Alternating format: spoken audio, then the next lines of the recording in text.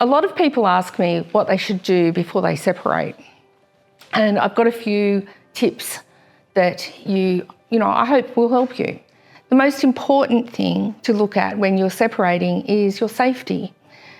What you need to think about is, even if there's been no violence in a relationship, statistically, at the time of separation, there is a high chance that there will be violence. To ensure that you and your children and your animals are all protected, I suggest that you have a support person with you, not someone who's standing there taking videos or just aggravating the situation. I mean someone there to support you. If things get tricky, get heated, which is all natural, because if you're separating, your emotions are all over the place, and it can be very hard to regulate your emotions at that time. You've got someone else there who can step in and say, hey, let me, if you want to argue, I'll take the kids and the animals and we can come back later. We can sort this out. And then that way it sort of avoids any issues for your kids at that time. The other thing is that you should really plan for your own safety if you need to. And that might be you planning the actual time that you do leave. You might need to think about a strategy around that.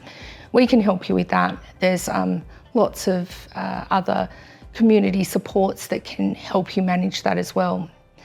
So with safety is a really important thing. I'll post a link on our website to a valuable resource from Legal Aid New South Wales. Their domestic violence unit has a sheet of apps and things that you need to check to make sure you're not being tracked, to make sure your sharing is off, to just ensure your safety.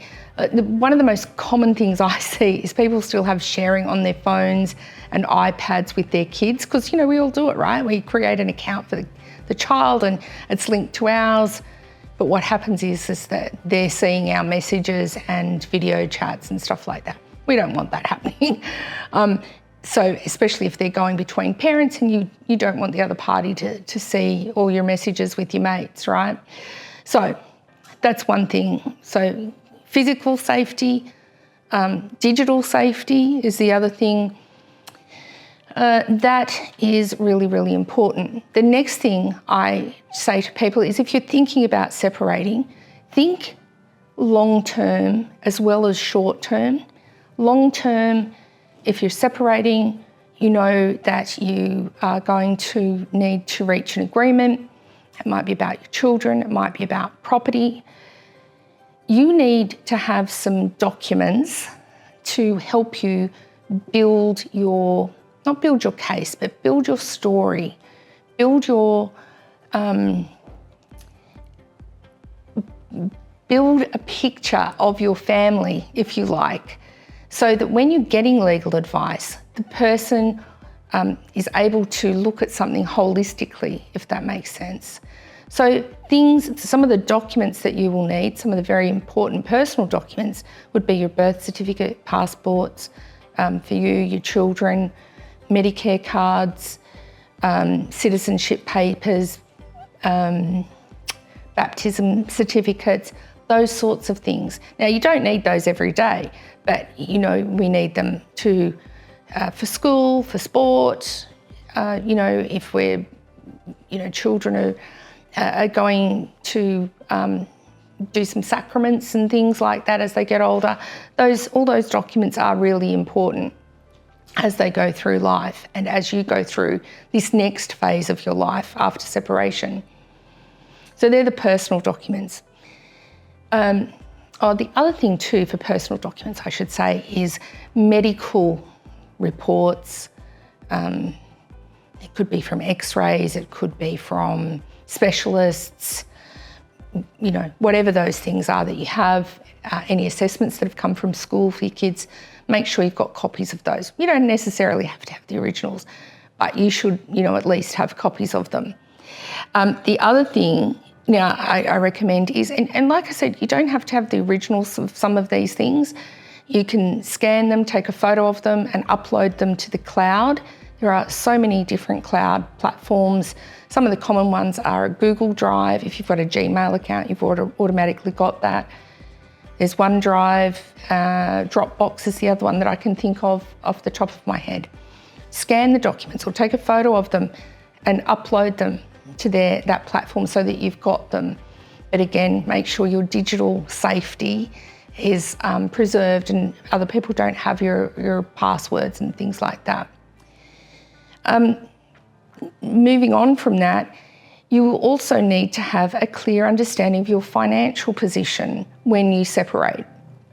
Now, that's very, very important to think about not only your current financial position, but where did it start?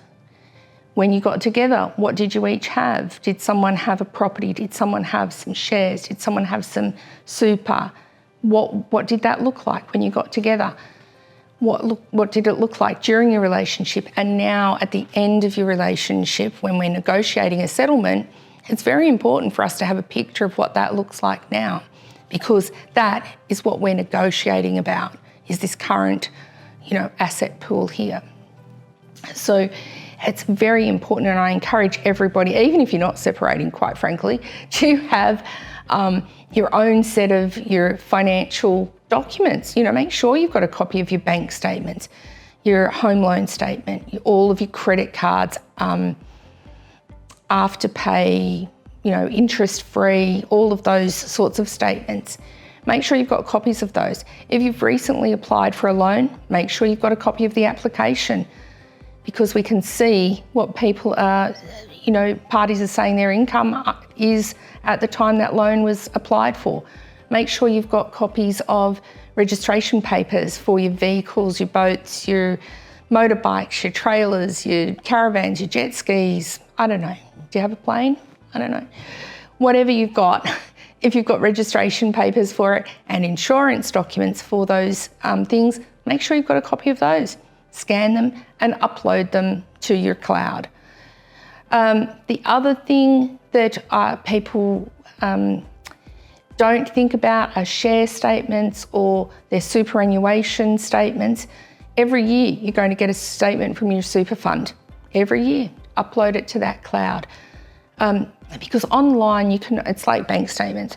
You can only go back so far without having to pay, to obtain those statements. So I encourage everybody to have those statements kept, scan it, upload it, and you can throw the original out. It doesn't really matter. And why we do this is, the main reason we have to do this is because we need to, when you start negotiating with, your spouse or your partner, you need to know what we're negotiating about, right? That's how it works. So we need to know what is in what we call the property pool. And it doesn't matter whose name it's in, their name, your name, it's in the pool, and we need to know what it is. So as much information as you can have about your financial circumstances will really help you moving forward. So I think that is really something that you need to think about. In relation to personal things as well, I just realised you should make sure, if you've got kids, that you have all the contact details for their school or daycare, preschool. If they have an app, have you got it downloaded? Have you got it activated? Are you able to access that to find out any information that's going on at school? Especially if the children are, with the other parent, you still need to be involved and in that loop, if it's safe to do so, of course. But at the end of the day, just remember, having this basic background information will really help us build a history up of your relationship and your financial journey as a couple. And that is really a powerful thing to have when you do separate.